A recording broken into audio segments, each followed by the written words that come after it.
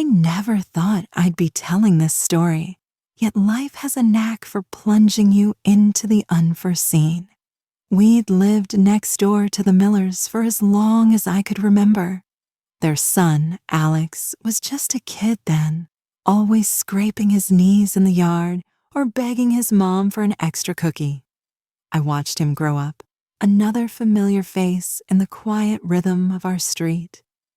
But somewhere between his boyish grin and the sharp angle of his jawline, everything shifted. It happened so slowly, so subtly, like the creeping vine on our shared fence, until one day I looked at him, really looked at him, and saw something entirely new. It was a lazy Saturday afternoon, the kind where the air hangs heavy and the only sounds are the distant hum of a lawnmower and the chirping of unseen birds. I was in the garden, a small patch of green I had cultivated over the years, pruning the defiant roses that refused to be tamed. The sun beat down on my neck, and the humidity clung to me like a second skin. That's when I felt a gaze on me. The feeling wasn't one of being watched by a casual passerby. It was a focused, almost palpable pressure. I looked up, squinting against the sun, and there he was. Alex. He was leaning against the porch railing of their house, a posture of casual confidence that was a stark contrast to the boy I remembered. Now, a man in his early 20s, he was all long limbs and a quiet, unsettling strength. His eyes, a striking shade of hazel I'd never truly noticed before, were fixed on me. They weren't just looking, they were dissecting, observing with an intensity that made my breath catch in my throat. This wasn't a childish or neighborly look. It was the look of a predator and its prey. And in that moment, I wasn't sure who was who. He didn't smile, didn't wave. He just watched. A silent acknowledgement passed between us, an electric current that hummed in the air and told me something had changed. The flutter in my chest was an old, forgotten rhythm, one I hadn't heard since I was a girl. I busied myself with the roses, my hands trembling slightly, trying to ignore the heat rising in my cheeks and the sudden, acute awareness of the way my old gardening t-shirt clung to me in the oppressive humidity. The silence was heavy, charged with a new, unspoken language. A few days later, a Tuesday, I think, I was taking out the trash. Tom, my husband, was on a late call, and the house felt vast and empty. I hauled the overflowing bin to the curb, a task usually done by him. I was pushing the lid closed when I saw Alex by his car, his profile illuminated by the setting sun. He was wiping down the hood, his movements deliberate and strong. He looked up, and his gaze found mine instantly. "Hey, Sarah," he said, his voice deeper than I remembered, a low rumble that sent a strange vibration through me. It wasn't a greeting, it was a statement.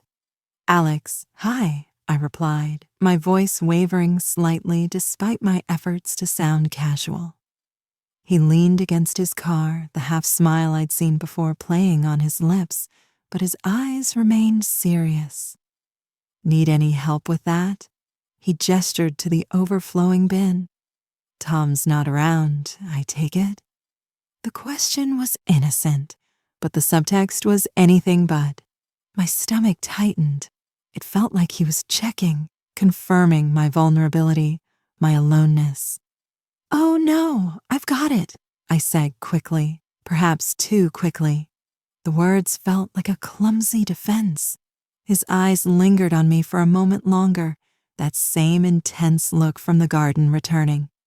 It was a look that seemed to see right through my polite smile, a look that hinted at something unspoken, something forbidden.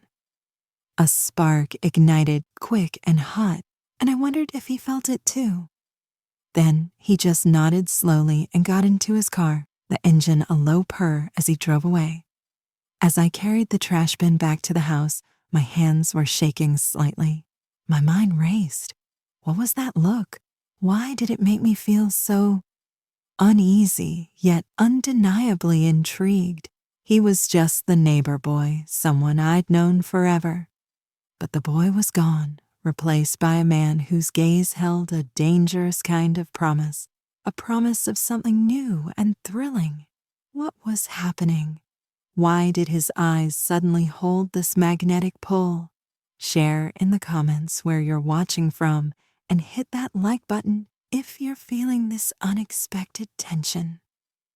Life went on, the usual routines of work and home filling my days, but the memory of Alex's gaze lingered, a persistent ember glowing beneath the surface of my thoughts. Every now and then, I'd catch him watching me from his window, a silent spectator in my life.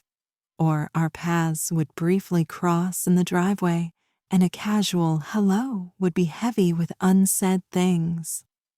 Each time, that unspoken acknowledgement would flicker between us, a silent conversation that grew more charged with every encounter. The air around him felt different, warmer, more electric.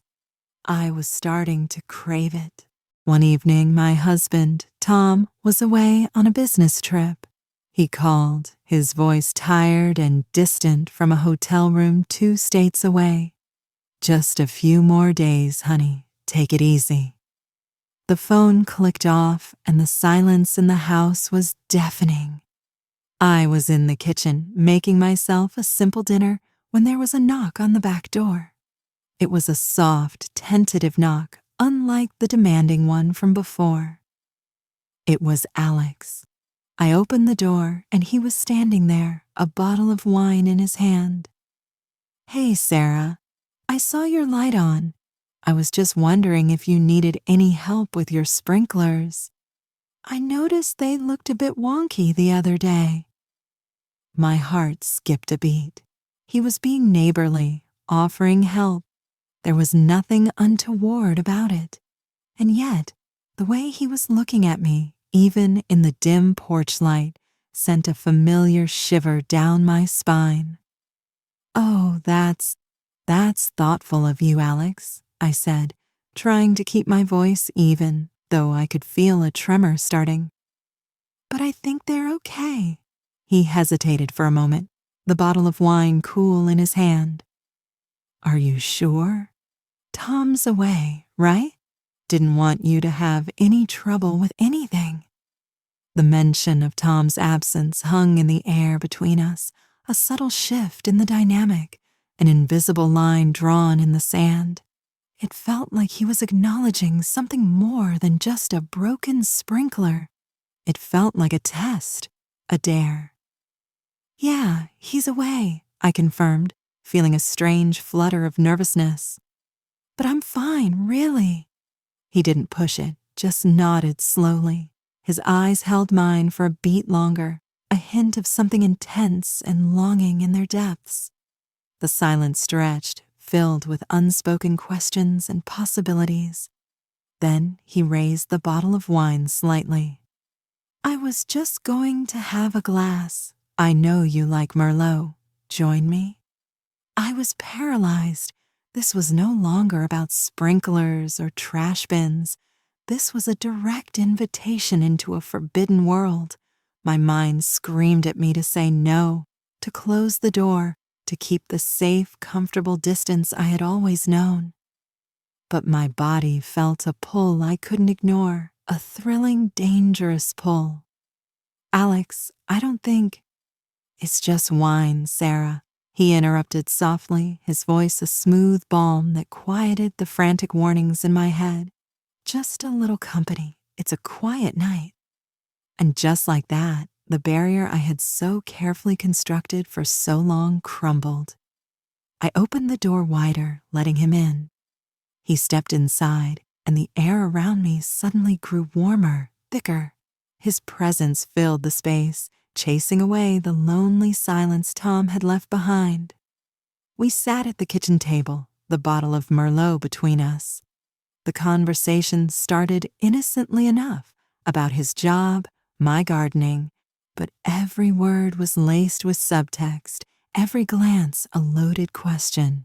He'd look at me and I'd feel a blush creep up my neck. I'd laugh at a joke he made and our eyes would meet for a second too long. Then he said something that stopped me cold. "I used to watch you from my window when I was a kid. You were always so elegant, even just weeding the garden." The honesty of his words hit me like a physical blow. The boy I had known, the innocent neighbor, was gone forever. A man sat across from me, and he had been watching me for years. My heart pounded, a frantic drumbeat against my ribs. "Alex, I don't think we should be doing this," I whispered, my voice barely a breath. He reached across the table, his hand covering mine. His touch was warm, firm, and electric. "I know," he said, his voice low and serious.